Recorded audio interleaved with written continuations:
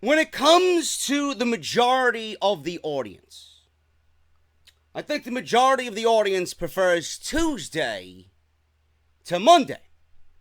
I think when it comes to the majority of the audience, our favorite color is blue compared to red.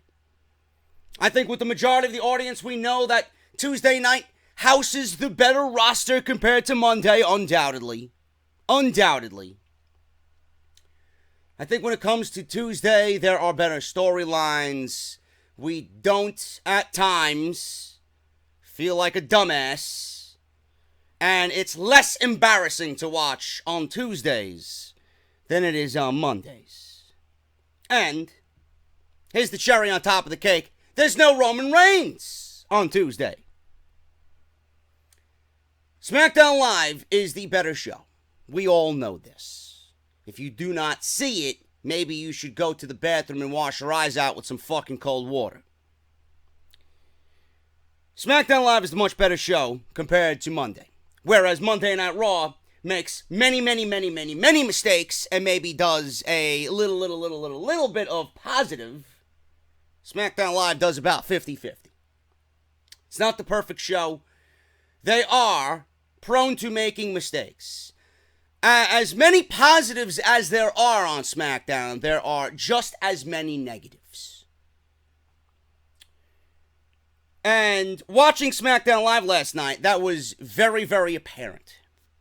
There was things I hated, and there were things that I thought were really good. Becky Lynch and Charlotte. I don't want to give WWE the benefit of the doubt, but I think on Tuesday we're more prone to seeing SmackDown fix something that we know is wrong, whereas Monday Night Raw says, fuck you. We're doing it our way. You like it or you don't like it.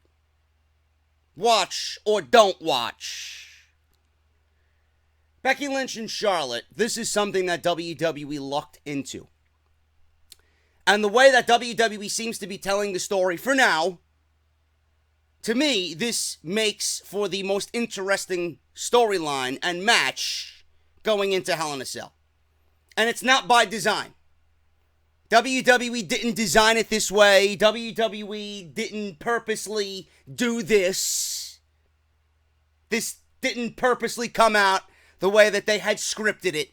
They wanted to tell you something from their vision. We hated it, and they tried to do it anyway. And now the fans are letting them have it, and now they're forced to change it. Because they tried to do something that was seemingly unthinkable. You cannot take someone like Becky Lynch and have her go out there and shit on the fans. Because we never shit on Becky. So the narrative that they tried to spin you did not make any sense.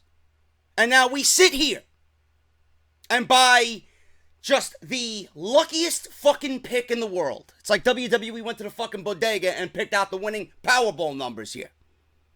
Becky Lynch is the hottest female babyface on both rosters. Becky Lynch is more hotter now than she's been in her entire career. And it's not by design. And if WWE fucks this up, then I think I don't even know what to think. The fans are going to let them have it, and it will show severely how out of touch they are with their core audience. There's no way anybody watching this show wants to see Becky fail. There's no way anybody's watching this show and wants to boo Becky Lynch. We all love Becky Lynch. That's it. Charlotte, she might not have done wrong, but she did wrong. She valued Becky's friendship. And she pinned Becky Lynch. She blindsided Becky Lynch. Yes, she didn't break any rules, but there are no rules to be broken here. The only rule that she broke was something that I think the majority of the audience has gone through in their lifetime. And the majority of the audience is living vicariously through Becky Lynch. You've been stabbed in the back by a friend. You've been stabbed in the back by a loved one. You betrayed somebody. Everybody watching this program has had that done to them in real life.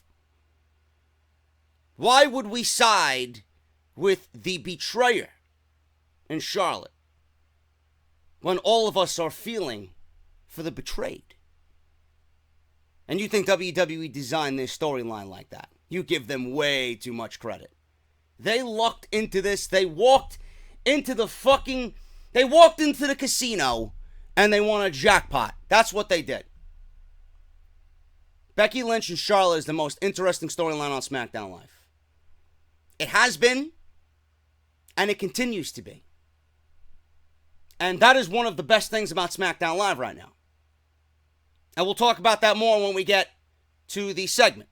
But that is one of the positives. One of the negatives, just giving you this open to where I feel like SmackDown does right and then they do wrong. It's like they trade off. They do right and then they do wrong. They do wrong and then they do right. Daniel Bryan and Andrade Cien Almas, again, for a second time. These are two of the best wrestlers on the fucking planet. They're not fighting over anything. They're not fighting for something. This is just two of the greatest talents in the sport, in the ring, at the same time, 2 weeks in a row, fighting over nothing.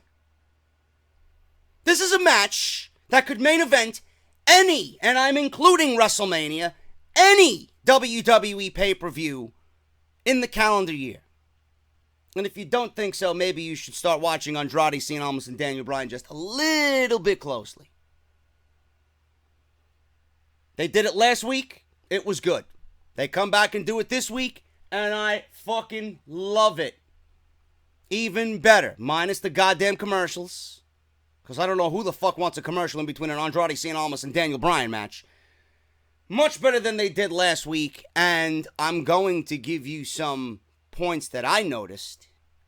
Because I can tell that these two guys want to work together and love working together. It's just good old wrestling psychology 101. But why did we need to see it a second time? Now, we've seen it 2 times already. Over nothing.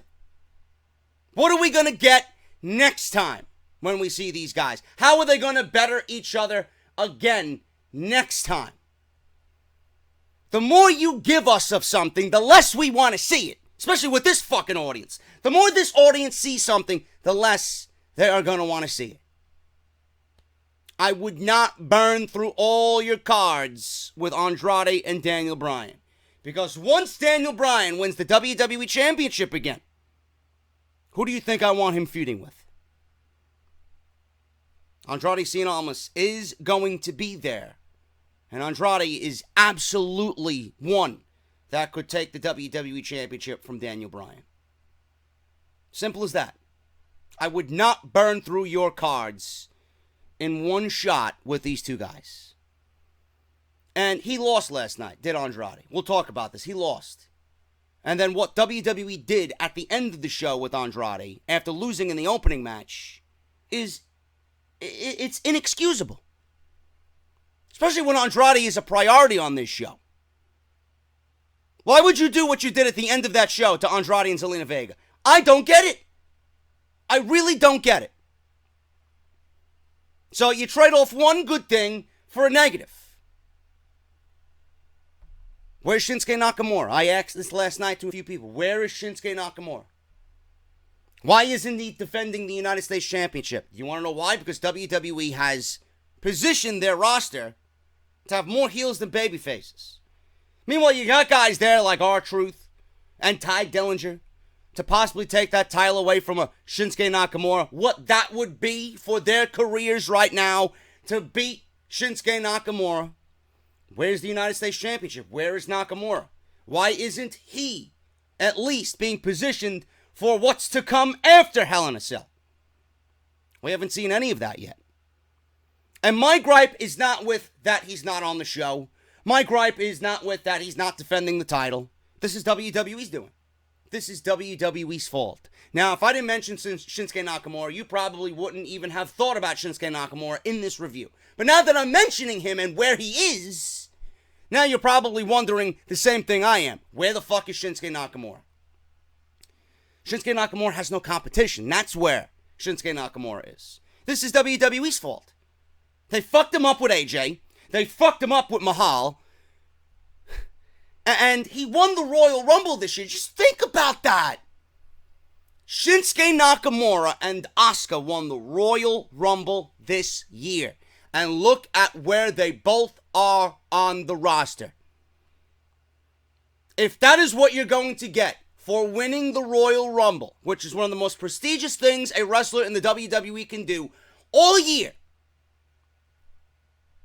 what does that say about WWE's creative mind? A, they don't know how to treat talent, and B, the Royal Rumble means absolutely nothing to WWE. The Royal Rumble doesn't even mean you get to main event WrestleMania. That only applies to 1% of the roster. It's pathetic. Now, the title doesn't need to be defended every major pay-per-view. He doesn't need to be on every show. I've said this about countless others in the company. But at least position him and get him ready for what's to come after Hell in a Cell. We're going to be a week and a half away soon from Hell in a Cell. Who does Nakamura have to feud with? It ain't going to be Jeff Hardy. I'm not interested in a Jeff Hardy-Shinsuke Nakamura feud. Who's going to feud with Randy Orton? Randy Orton's proving to you why he doesn't belong in the mid-card anymore. Especially with the role that he's playing now. ASUKA. Same thing applies there. She came back for what? For what? WWE has her win the Royal Rumble, has her go to Charlotte at WrestleMania. Charlotte loses to Carmella. That's wasted. Asuka's streak is wasted for the sake of Carmella. Stays off TV, misses SummerSlam, is brought back to team with Naomi against the fucking Iconics. Maybe Peyton Royce should be sending some royalty checks to Dave Meltzer. Because if Dave Meltzer did not mention Peyton Royce, and if Dave Meltzer didn't say what he said, Peyton Royce probably still wouldn't be on television. Now the positive, R-Truth is in the main event. What fucking year are we in? Am I watching SmackDown Live on USA Network in 2018? Or am I playing someone's WWE 2K19 universe mode? I like it. Outside of Charlotte and Becky and Joe, R-Truth has been some of the best material on SmackDown Live. And I think it's a long time coming because I always found R-Truth entertaining. R-Truth is entertaining and he's funny. R-Truth has a genuine humor to him.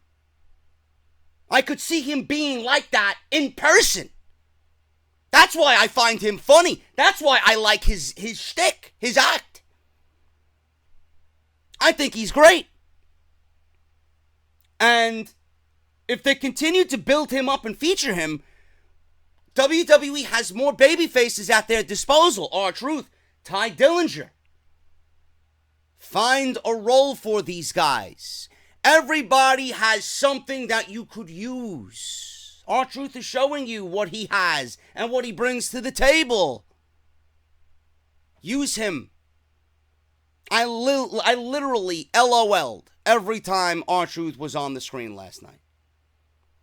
Mistakenly finding Maurice and thinking it's Carmella, continuing to call her Carmella right in front of the Miz.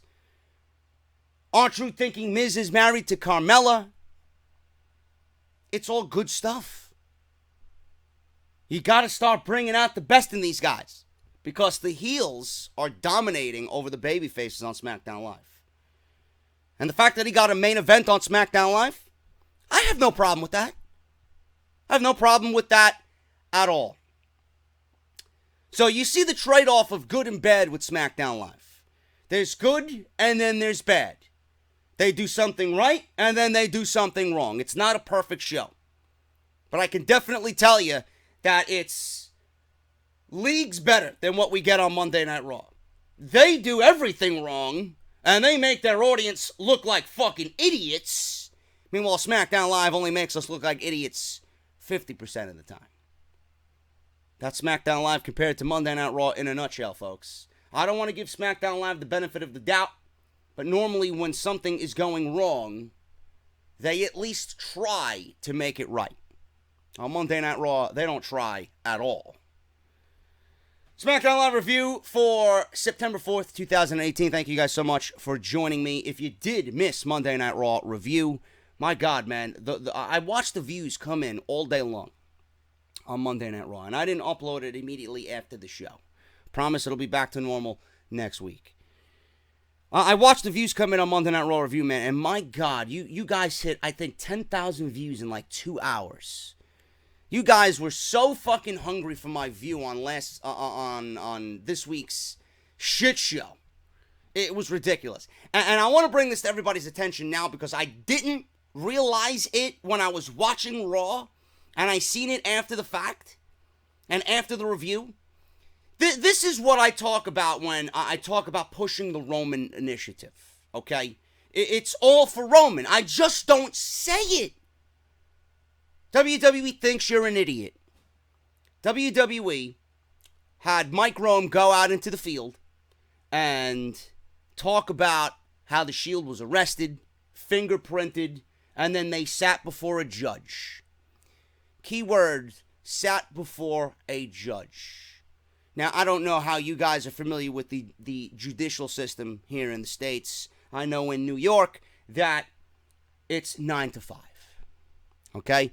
Those judges are gone by 5 p.m. and they don't work on holidays. Now, WWE tried to spin the initiative and they tried to web the narrative that Roman Reigns, Dean Ambrose, and Seth Rollins sat before a judge on Monday Night Raw. The fans called Vince McMahon out on this for blatant stupidity. And I think more people are opening their eyes to what WWE is trying to do here with the Shield and, more importantly, Roman Reigns.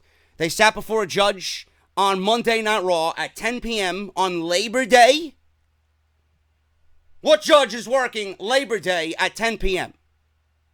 I don't think there's any judge in this country even working Labor Day. Vince is an absolute fucking senile monster. There's no way that people could watch this and willingly bend over and take it up the ass. Either you are a complete fucking shill, or you are just completely stupid. You gotta open your eyes to what they're doing. The push is real. The agenda is real. The agenda has reached new lows. And we talk about all that on Monday Night Raw Review. Check it out in the annotation that you see in the top right corner of the screen. Follow me on Twitter at JDFROMNY206. Hit that subscribe button. We are dangerously close to 97,000 subscribers, man. We're almost officially there. It is unbelievable. Thank you guys so much for all of that, man. Smackdown Live, R-Truth to the main event. The Empress of yesterday has returned. And we got AJ Styles, Samoa Joe, and Samoa Joe, man. Jesus Christ. Apparently he did not attend the family barbecue like he promised AJ Styles. We'll talk about that, man. Smackdown Live from Detroit, the Little Caesars Arena. I have never eaten a slice of Little Caesars pizza. I can't even speak this morning. Little Caesars Arena, garbage pizza in Detroit. Renee Young is in the ring. She is introducing Daniel Bryan and Brie Bella. They come out, and Tom Phillips welcomes everybody to SmackDown Live. What's with these generic openings on SmackDown Live, man? Michael Cole's doing the same thing. There's no intro.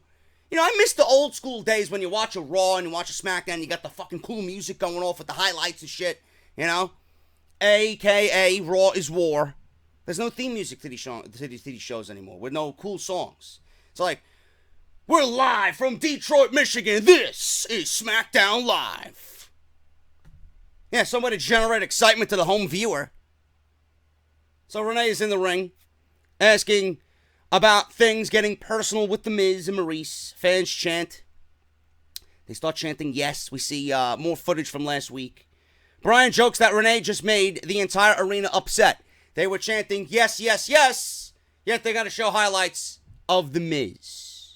So Renee also showed us video from earlier in the day that was filmed in the empty Little Caesars Arena with Miz and Maurice taunting Bryan to come on out in front of nobody.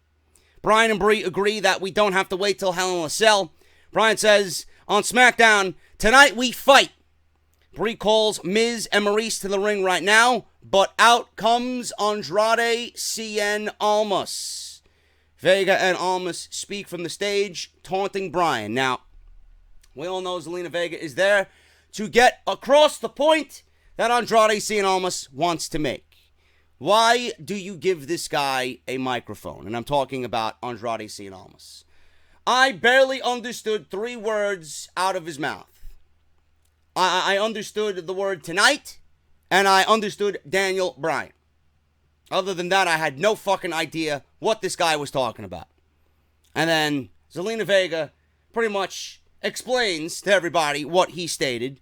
And what he wants is he wants a rematch with Daniel Bryan tonight on SmackDown Live. And that was the opening match. Fantastic. Absolutely fantastic main event. Daniel Bryan and Andrade Cien Almas, I said this in the beginning, can main event any WWE show on the pay-per-view calendar. This is going to be a breakout fucking feud for WWE. This is going to position Andrade Cien Almas amongst the elite. And he's pretty much already there, as far as in-ring work goes. I cannot wait to see what these two guys do again when something more valuable is on the line. I don't know why WWE went with this match again. Like I said already, the more you see it, the less interested you are going to be when you see it again. And we've already seen this twice. Please don't burn all your candles already with Andrade and Daniel Bryan. This match was fantastic. They built on what they did a week prior. And I'm watching this from a wrestling perspective. There was one spot in this match, if you guys want to go back and watch it. There's one spot in this match where Bryan is on the apron. And he's going to do that running knee off the apron to the outside. Andrade was connected with the knee last week. He didn't see the knee coming. This week, he's seen the knee coming. And as Bryan went to leap off the apron with a jumping knee onto Almas, Almas countered it with a standing dropkick. I love that aspect. That is smart wrestling. That means to me, from what the announcers are relaying to you, that Andrade wanted this match so badly, again, because A, he knows he can beat Bryan, B, he studied the fucking tape and the film from last week. What is Bryan going to do? How can I counter it? What is Bryan going to do? How can I be a step ahead of him? Fantastic. Absolutely fantastic.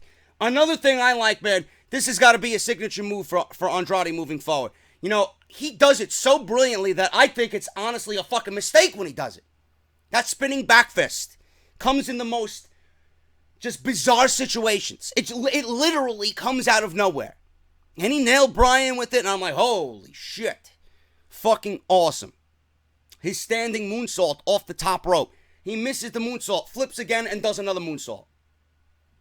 I mean, who's doing that type of shit in the main event but AJ Styles? I love it. Andrade is fucking fantastic. Bryan, towards the end of this thing, he's fighting back. He's doing the yes kicks. Corey Graves is like, oh, how great. Look at that. Daniel Bryan is stealing the it kicks from The Miz. Almas counters and says Bryan neck first into the turnbuckle. Vega's on the outside, cheering on Almas as he runs into Bryan with the running Meteora, the knees in the corner. Bryan, out of the corner, after being nailed with the Meteora, blocks Andrade Cien Almas' finishing move, which is the Hammerlock DDT, and drops Almas. So, Bryan charges from the corner and gets a big running knee on Almas, and Almas sold the shit out of that running knee. He wins. Daniel Bryan is victorious over Andrade Cien Almas. They call her Brie mode. We will forever call her botch mode. Now, she botched on Monday Night Raw trying to do a suicide dive through the ropes, and she fucking failed miserably. She looked like a fucking bird running into a fucking freshly Windexed window. She looked terrible. And on SmackDown Live, she made an even bigger botch because someone else was on the receiving end of it. I don't know if Vega was just unaware of what was to come and didn't get her hands up, or Brie just did what she wanted to do, but holy shit. The running knee delivered by Botch Mode to Vega was absolutely sickening. That was a clear grade A botch. I know it was a botch because Vega flopped out of the ring and the camera didn't even go on her to look at the aftermath of Vega selling the effects of that knee. She was fucking out. If Vega doesn't have a broken nose or some type of bruise the next day, I would be legitimately shocked. That looked disgusting. Absolutely disgusting. So we will forever call her now Botch Mode. That's 2 nights in a row for Brie Bella. Usos, Sanity, and Rusev Day. They show a highlight for that. That is the triple threat match. The winner of that match later on the night will fight The Bar. And the winner of that match, next week I'm assuming, will go on to the Hell in a Cell pay-per-view and battle The New Day. So, Dasha Fuentes, DashaBot, Android 3.0, is backstage with Brie Bella and Daniel Bryan. After their match, they quickly left the ringside area. Now, apparently, Miz and Maurice were shown at some Italian restaurant. If I have the name of it in my notes, I don't have it here. Apparently, they were on date night at some Italian restaurant, one of the finest Italian restaurants in the greater Detroit area. And Miz says that they were looking for Bryan and Brie earlier, but it looks like they have to wait till Hell in a Cell to embarrass them again.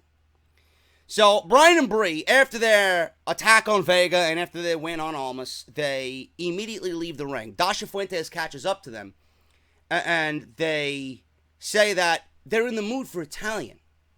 We're going to celebrate a victory with fine Italian delicacies. So they leave the arena, and they were going to chase down the Miz and Maurice at this fine Italian restaurant. So that was that.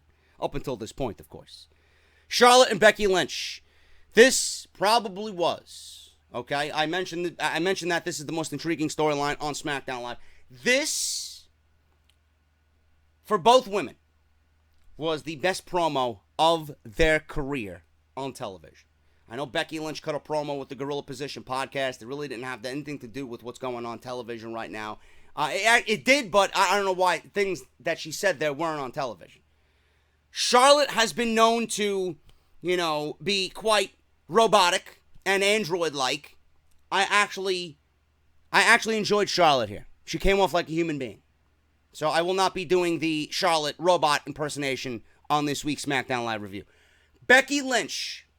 I wanted to save this point and not mention it in the beginning. Becky Lynch and her I don't give a fuck attitude and her demeanor and her body language last night just read, I am sick and tired of this Charlotte bullshit.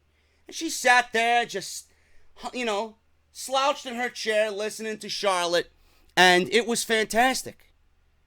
Becky Lynch came off as, I'm gonna fucking kick your ass, and anything you're telling me right now, I don't give a fuck. What WWE needs to do here, okay, is don't position Becky as a heel, and let's keep this Becky Lynch character. We've seen the, oh, woe is me, oh, I tried, we're gonna try again next time, we're gonna try even harder next time. Fuck that, that's a thing of the past. This Becky Lynch is the Becky Lynch we need to see. I love this. I wouldn't necessarily call her evil Becky. I'm going to say, I don't give a shit, Becky.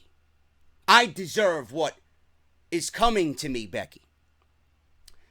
So, they separated these two because of the actions that we've seen already over the past couple of weeks. So, Tom Phillips says that Paige has separated these two for a sit-down interview in the building. Fans chant for Becky. So, even when Charlotte is speaking here, and not even in front of the live audience, we're getting huge chants of Becky, which is a good sign. Hopefully WWE is listening. Flair goes on about how Becky threw away their 5-year relationship, or friendship. She dares Becky to do the same to her face.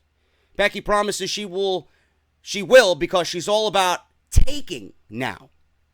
Becky says it was a full-time job being Charlotte Flair's friend. Becky's all about taking back her spot at the top. She says she doesn't care what it takes. The title will come back where it belongs. Charlotte then goes on to say, Becky will get her wish at Hell in a Cell.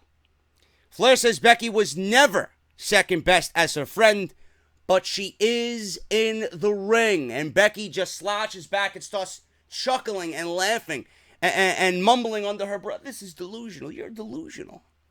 Anybody that watches Monday Night Raw and says it's a good show is delusional. I love that word. I loved the fact that Becky Lynch used the word delusional. I love it. Now, this match is confirmed for Hell in a Cell.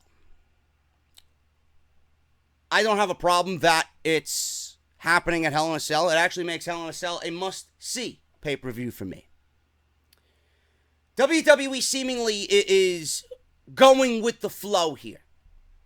That's what needs to be done. I mentioned this last week. They gotta go with the flow. Listen to the waves. The fans are guiding you in a cave of darkness. They are the light. They cannot stray from this path. I am worried. I am worried that WWE is listening to the fans for now, but when the title change comes, they're going to try and turn Becky heel again. I have a feeling that WWE is going to have Becky cheat to win. And then they're going to solidify her as a heel and try and do a role reversal. I pray to everything that is holy that does not happen. But I would not be surprised if WWE goes to those lengths because the fans corrected them on something. And you know how the fans, you know, when we do shit like this, how WWE hates the fans. I'm just throwing it out there. I don't want to put bad karma in the air. I'm just saying. It's not out of the realm of possibility. But as far as the promo goes for both women on SmackDown Live, best both women have done since being on this show. Naomi versus Peyton Royce. Apparently Peyton Royce should be sending thank you cards to Dave Meltzer. If Dave Meltzer wasn't there making a fuck up like he did, even though it was greatly blown out of proportion, and I actually seen Brian Alvarez at StarCast, and I told him quickly, because I don't like to hold anybody's time up. I handed him a business card, and I told him that I enjoy what he does. I love Brian Alvarez. I think he's great. And I told him, I want to let you know that the Dave Meltzer, Peyton Royce situation was completely blown out of proportion on WWE side. And by fans, these fucking social justice warriors, SJWs. And he said, you don't know how many times today at StarCast I heard that same thing from many people. I think Peyton Royce should be sending thank you cards to Dave Meltzer because without Dave Meltzer, Peyton Royce would not be on TV 3 weeks in a row. She would not be getting wins on television. And now she's in a position where she's going to be feuding with Naomi and ASUKA. So maybe a thank you card. You know, go to Target, $4.99. Send the thank you card to Dave Meltzer because I honestly believe that if Meltzer did not make this mistake live on The Observer, that Peyton Royce still would not be on television. That's just my 2 cents. And I know some of you probably feel the same way. This was a waste of time.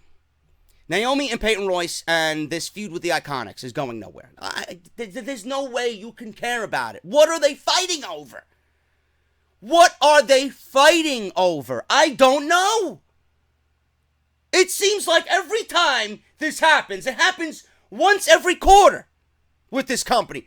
2 people or a tag team are fighting. What are they fighting over? Are they fighting over the last piece of fucking cheesecake and catering? What happened? I don't get it. Why do I care? Naomi wins in seconds. This was not a competitive match whatsoever. Naomi hits a baseball slide between Peyton's legs. Billy back on the floor. Naomi turns around on Peyton and comes in with a roll-up for a quick win. After the match, the Iconics immediately attack Naomi, double-teaming her. The music interrupts, and we hear Asuka's music for the first time since before SummerSlam. Asuka has been a fucking ghostly apparition on SmackDown Live. The woman who won the Royal Rumble. The woman who gave you a great title match against Charlotte at WrestleMania. The woman who missed SummerSlam and had her streak ended because of Carmella.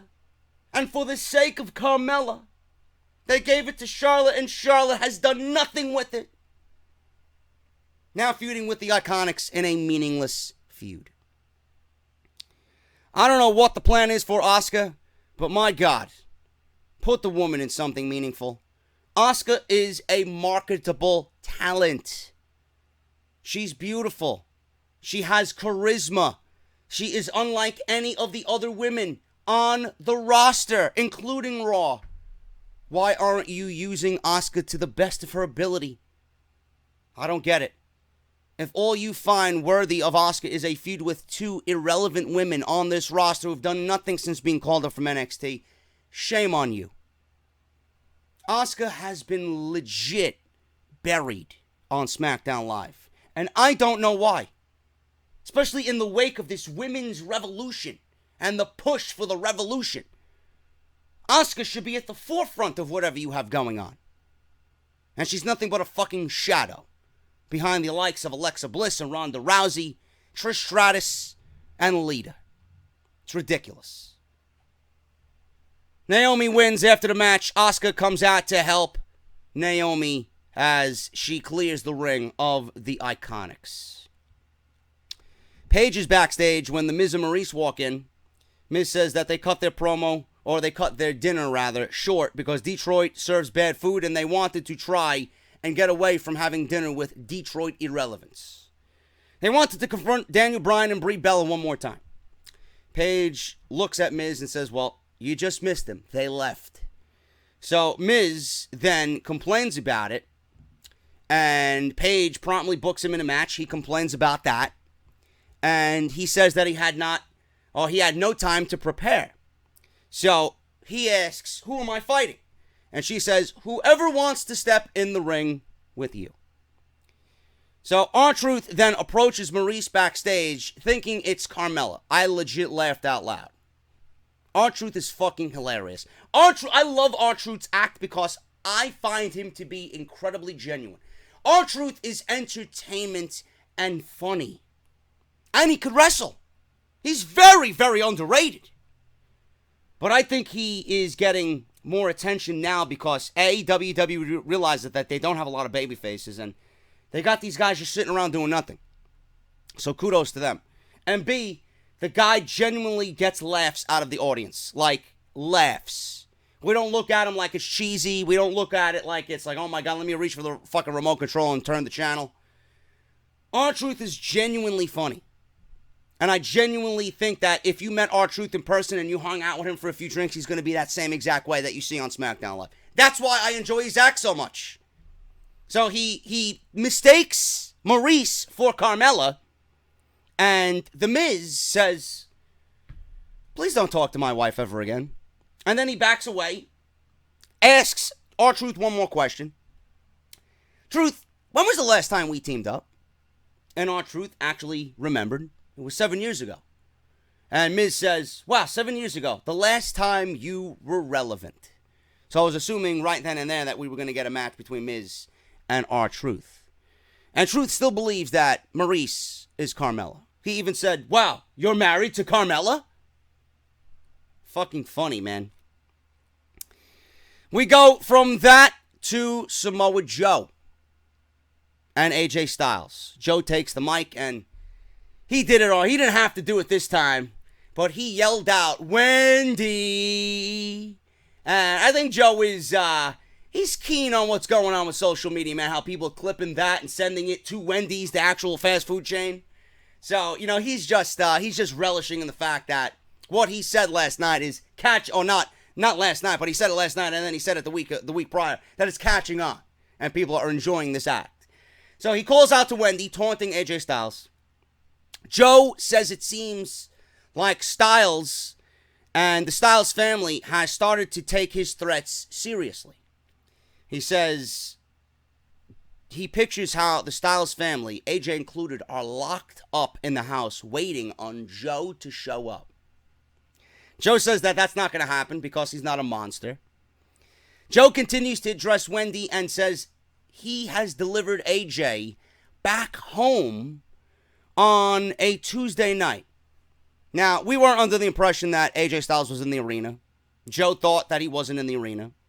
Joe's actions have forced AJ to actually care about his family. I love the fucking mind games here. And it goes back to what he said just weeks ago. AJ put the WWE Championship above his family. Now that Joe is taunting his family, now AJ is caring more about the family than the WWE Championship. And Joe is going to attack a weakened Styles and take the WWE Championship and send him packing permanently. I love it. Joe's actions have forced AJ to actually care about his family, to actually go home and look after his family. Joe wants the Styles family to enjoy tonight.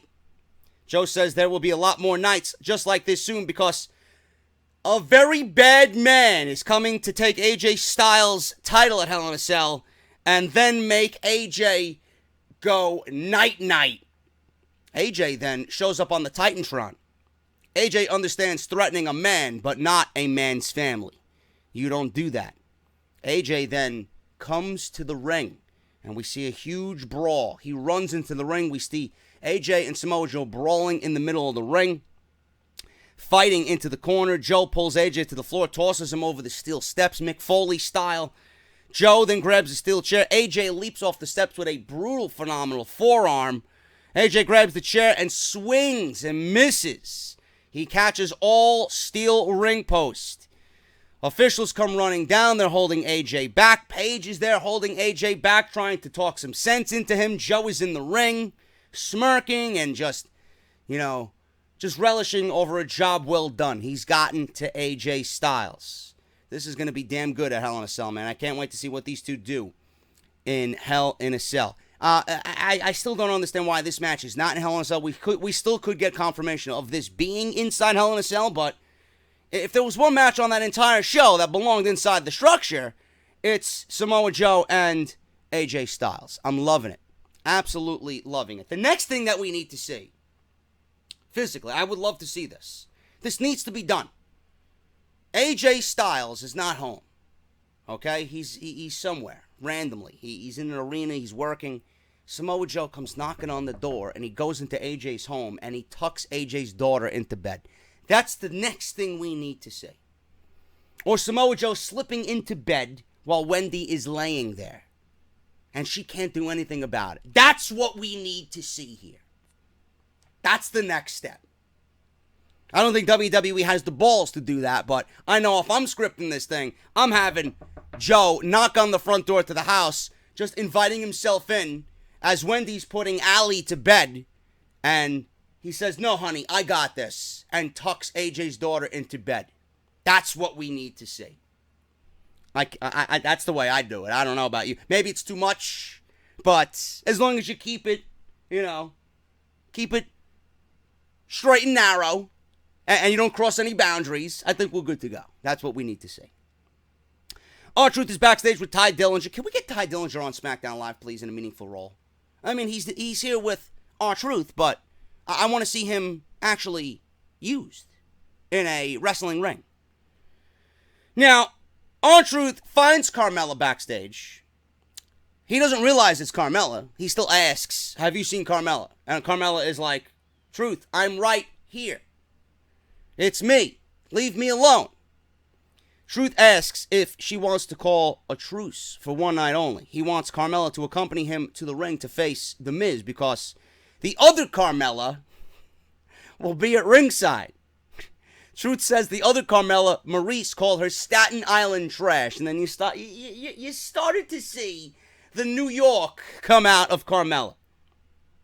This was one of the first times that I did not mind seeing Carmella on SmackDown Live in this role. She looks a lot better without the Women's Championship. Carmella disses Maurice and says that she would be bagging groceries up in Montreal if she wasn't with The Miz. She disses Maurice and gets fired up, and she storms off. So it looks like Carmella was going to be accompanying R-Truth to the ring on SmackDown Live. Tag team title number one contender match here. We got Usos versus Sanity versus Rusev Day. This was not very exciting whatsoever. I mentioned last week that I thought they were going to give this to the Usos just based on what they did last year at Hell in a Cell, and WWE going with the safe route, giving us the Usos versus the New Day again. But WWE did the unthinkable here. And I honestly think it might be a little bit too late for Rusev Day. Rusev Day should have capitalized on this, coming out of the Rumble, going into the Elimination Chamber. It's too little too late for these guys. You already pushed Rusev in a way where, you know, he's been here and there. He hasn't had a stable role. Then when he teamed with Aiden English and they were a tag team, and Rusev Day was the hottest it's ever been, that's when the tag team title situation should have been rectified. They should have went into WrestleMania and beat the Bludgeon Brothers, or whoever the tag team title holders were. New Day. They should have went into WrestleMania and won the tag team championships. I firmly believe that. Now WWE wants to give Rusev Day a push towards the bar and a push towards the tag team titles. I appreciate trying something different. Believe me, I do. I would have not minded an Uso Day. Usos versus the bar. I would not have minded an Usos versus the New Day again. But I do appreciate WWE trying to do something a little differently here. Rusev Day and Aiden English win this triple threat match. Sanity, completely wasted. Sanity is dead. Sanity has nothing to offer SmackDown Live. They ruin them, and nobody gives a fuck about them. If there's a talent exchange, get them back down in NXT and bring somebody else up. Because I don't believe how you fucking fuck up Sanity to a point where they are completely irrelevant. That could have been a great trio. And WWE's done nothing with them. I appreciate WWE going to the lengths to give us something different. Rusev Day versus the bar. It's different. It's a babyface versus heel dynamic. But if WWE went this length already to get Rusev Day there, then they should have a priority in place to get Rusev Day into Hell in a Cell against the New Day. Rusev Day versus the New Day. It's got a nice little twist to it. I don't want to see the bar versus the New Day. It's typical. It's predictable. If WWE gave Rusev Day this win and have them go next week to fight the bar for number one contendership for the tag team titles, then go all the way with it. Go all the way with it. In fact, bring Rusev Day to win the tag team titles. I don't think it's going to be as hot as it would have been at WrestleMania, but maybe it's WWE correcting something that they know they fucked up on 6 months earlier. I don't know. Rusev runs the ropes.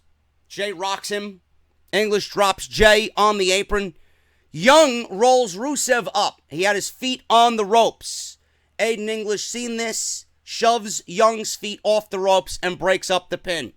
Rusev drops Young with a Machka kick for the victory. Rusev Day is going on to next week to battle the bar in a number one contenders match for Hell in a Cell against the New Day. Miz versus R-Truth here. Remember when I talked about how WWE has some positives and some negatives on SmackDown Live? They trade one for the other.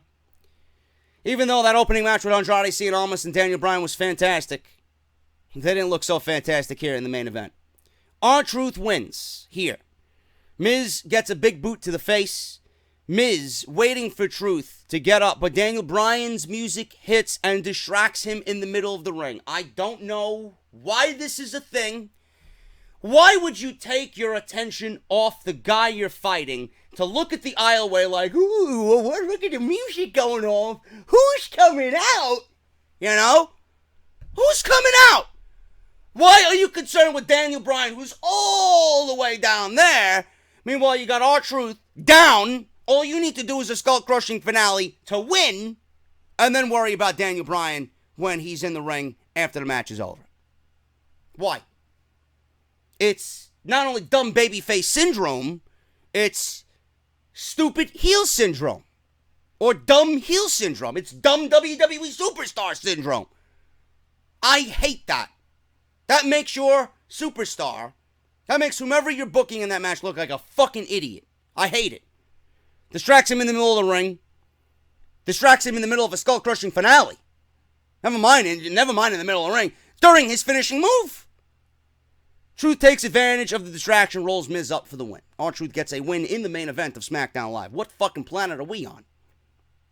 After the match, Bryan immediately hits the ring, beats on the Miz. Bryan applies the yes lock. Brie Bella stalks Maurice on the outside, chasing her in the ring. Brie drops Maurice. Brie goes over to deliver the running knee, but Zelina Vega trips her from the outside. I guess she was okay. Andrade Cien Almas pulls Bryan out of the ring and sends him into the steel steps. Vega brings Brie in the ring while Almas brings Bryan in the ring. Miz and Maurice retreat, as always. Bryan and Brie counter at the same time, dropping Almas and Vega into double yes locks. Double yes locks. So they lose the opening match and then they get treated like fucking scrubs at the end of the show. Not really how I wanted Vega and Almas to look at the end of SmackDown Live. Why are they being used in this Miz-Maurice feud? Now, I don't mind seeing these two go at it, but when he's ultimately getting embarrassed at the end of the night in double yes locks, you can't be using Almas like that, who's a priority on this show, a star on this show, in a weakened state like that. Just think about it. You know, some of you might not think that's a big deal, but look at it through the eyes of the fans. What do you think they think of Almas and Vega now? They don't consider them a serious threat, I'll tell you that. And that's where my issue lies. You can't be doing that to Vega and Almas like that, man. Come on. They look like bums. SmackDown Live was ultimately a good effort, but it's not without its hiccups. You know? I wish tag team wrestling was a little bit more pronounced on this show. I wish WWE would not treat guys like Almas and females like Vega like fucking scrubs. I wish WWE would continue to build up R-Truth and Ty Dillinger's babyfaces on this show. I really do. I'm loving what they're doing with AJ and Samoa Joe. Becky Lynch and Charlotte, hopefully they keep on the right path.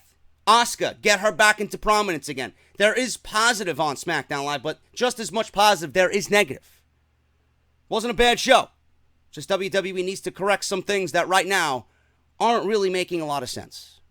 And I'm getting out of here. Thank you guys so much for everything, man. If you enjoyed the video, hit that thumbs up. And tonight is NXT and the Mae Young Classic. I can't wait for that, man.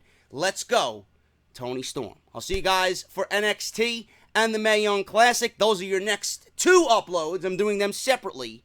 So see you guys for that. If you missed Monday Night Raw Review, check out the annotation that you see in the top right corner. And I will be back with more content right here on the channel as always. Thank you guys so much. And I'll see you guys for NXT and the Mae Young Classic.